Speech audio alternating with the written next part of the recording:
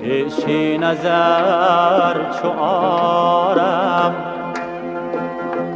سیمای سفیدان بر دیده جلوه سازد دنیای سفیدان. بس انقلاب کردن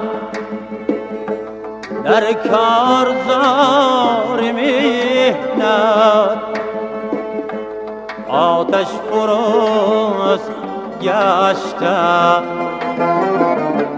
دلهای سفیدان. آتش فروز گشته دلهای سفیدان.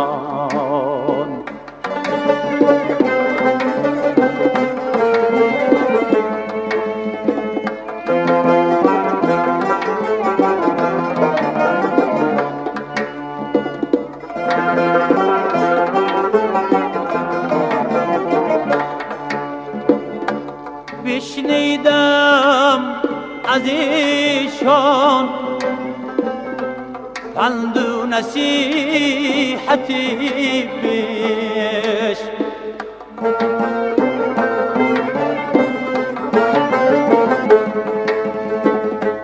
گفتم درود بر هر دانای سفیدان، کردن خدمتی خوب از بهر خلق کشور. احسن به کارهای اعلای سفیدان. احسن به کارهای اعلای سفیدان.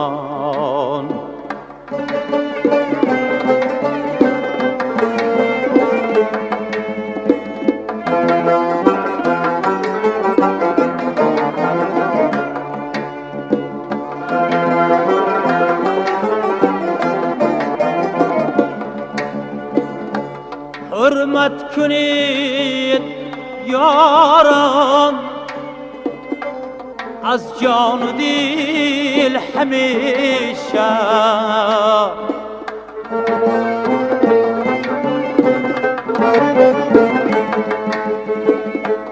خالی مباد هرگز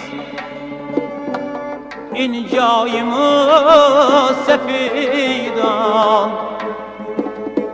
چون در گذشت و امروز هستن عبرت آموز، بایم جانشینی